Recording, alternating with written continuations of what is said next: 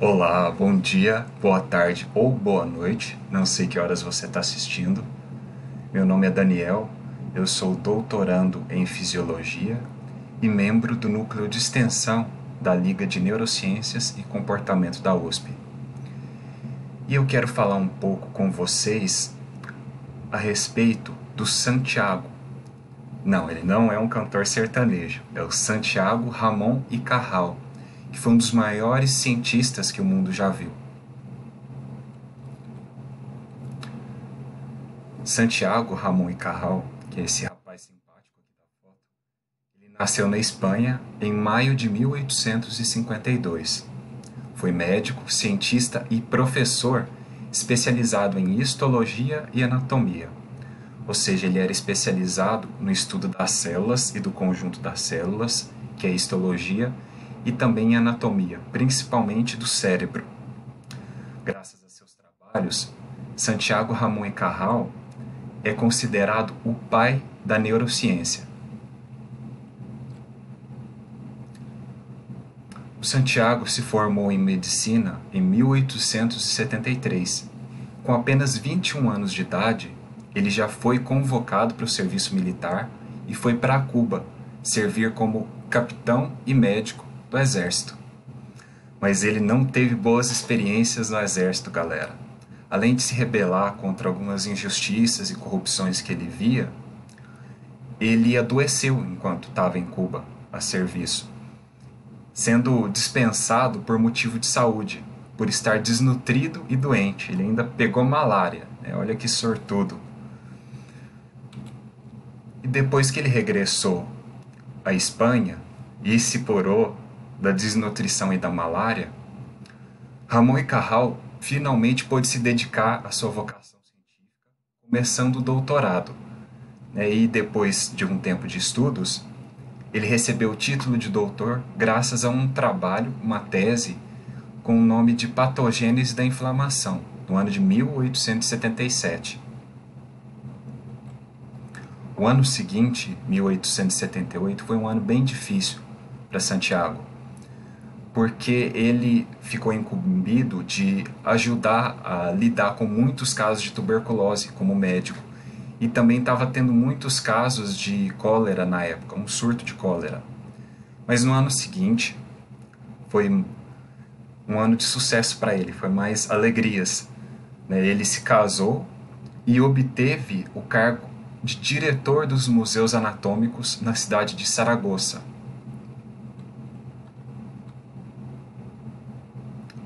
Em 77, Ramon y Cajal viaja para Barcelona para realizar vários trabalhos na Faculdade de Medicina da Universidade de Barcelona.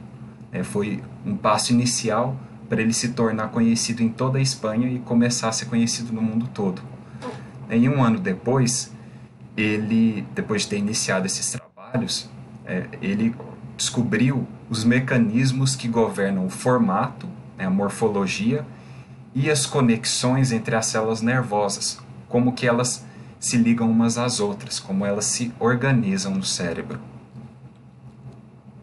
Em 1889, a teoria do Ramon y Cajal foi aceita num congresso na Alemanha, onde ele apresentou um modelo que conseguia explicar como que um neurônio transmitia informação para outro neurônio, explicar como que ocorria a transmissão do impulso nervoso. Ramon y Cajal também conseguiu demonstrar as mudanças básicas que aconteciam no nosso cérebro, a nível desses neurônios, que são as células do cérebro, durante o funcionamento normal do sistema nervoso, tendo sido o primeiro cientista a conseguir isolar células do cérebro. Graças a tanto esforço, tanta dedicação e trabalho, Ramon y Cajal foi contemplado com vários prêmios e foi muito reconhecido. Mas fiquem calmos, eu não vou ler um por um. Coloquei aqui para vocês terem uma ideia da quantidade de prêmios que ele recebeu. Em vários países, ele recebeu um prêmio na Rússia, na Alemanha, na França, e diversos prêmios na Espanha, onde ele é considerado até hoje o maior cientista da história da Espanha. Mas além dos prêmios como pesquisador e médico, Ramon y Cajal também foi eleito presidente honorário da Sociedade Real de Fotografia de Madrid. Ele adorava fotografia. Então ele não era aquele cientista maluco que morava só no laboratório. Vocês vão ver que ele tinha outras coisas também na vida. Ele se dedicava a outras atividades. Mas o ápice da carreira de Santiago foi em 1906, quando ele foi contemplado com o Prêmio Nobel de Fisiologia ou Medicina, graças às suas contribuições para a neurociência. E esse prêmio ele dividiu com outro grande pesquisador que vocês vão conhecer, se já não conheceram, que é o italiano Camillo Golgi, né, que o Ramon e Cajal ele usou a técnica do Camillo Golgi para conseguir marcar e ver essas células do nosso cérebro. Mas depois de ganhar o prêmio Nobel, ele não tirou férias. Santiago Ramon e Cajal ele publicou vários outros estudos, entre eles um grande estudo sobre a degeneração e a regeneração do sistema nervoso, ou seja, a capacidade do sistema nervoso de se curar diante de algumas agressões. Ele publicou um livro sobre regras e conselhos para pesquisadores. Também ele escreveu livros autobiográficos, como Memórias da Minha Vida. Ele escreveu um livro de contos, né, em 1905, e um analisando a psicologia do Dom Quixote, que é um personagem muito famoso da literatura espanhola. Além disso, ele escreveu um outro livro que é um pouco autobiográfico, um pouco filosófico e poético, que é O Mundo Visto aos 80 Anos. E também, como o cara amava fotografia, ele publicou um livro chamado Fotografia das Cores, Bases Científicas e Regras Práticas. Ele contribuiu muito para a evolução da fotografia também. Mas, em outubro de 1934, Santiago Ramon e Cajal morreu devido a problemas cardíacos que estavam ligados a um desconforto intestinal. Mas o trabalho dele, galera, contribuiu demais para o avanço da ciência, em específico da neurociência, no mundo todo. Como nós entendemos e conhecemos o cérebro hoje, se deve muito a Santiago Ramon e Cajal. Então ele contribuiu com todo o esforço e a dedicação dele para a formação de inúmeras gerações de cientistas e profissionais de saúde na Espanha e no mundo todo. Agora, vamos a algumas curiosidades a respeito desse gênio. Bem, acreditem ou não, devido ao mau comportamento dele quando era criança e às notas péssimas que ele tinha, o pai dele tirou ele várias vezes da escola e obrigou ele a trabalhar como aprendiz de sapateiro e barbeiro. Vocês imaginam bem, um dos maiores cientistas da humanidade, olha que interessante.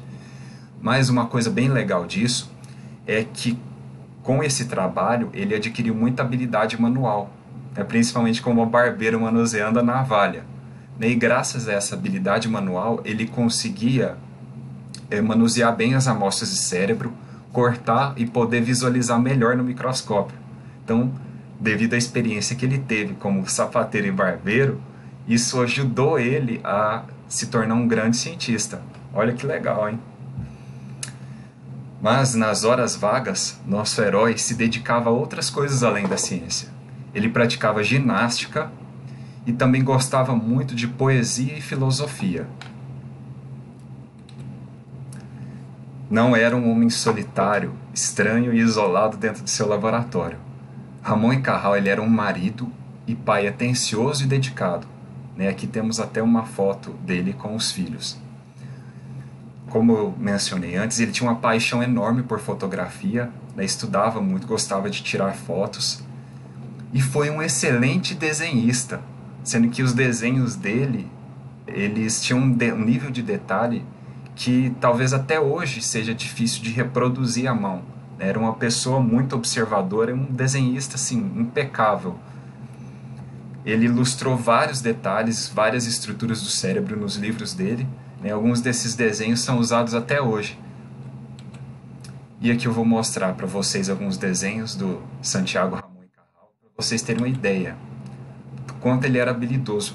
Parece que foi algo impresso no impressor a laser, mas não, ele foi olhando no microscópio e desenhando à mão. Olha o nível de detalhes, né? Aqui temos várias camadas do cérebro com várias células constituintes, né? Olha que legal, como ele era detalhista e habilidoso no desenho. Bom, gente, aqui estão as minhas referências para esse bate-papo. Alguns sites onde tem a biografia do Santiago Ramon y Cajal. E eu queria convidar vocês a seguir a Lanecon, a nossa Liga de Neurociências e Comportamento. Né? Deixa aqui o site, que ainda está em construção, mas fiquem de olho. Facebook e o e-mail da Liga. Por fim, só quero agradecer primeiramente à Casa da Ciência pela oportunidade, né, e também aos meus colegas e amigos da Liga, né, e a vocês pela atenção. Espero que tenham gostado desse bate-papo e que contribua alguma coisa para vocês. Até a próxima.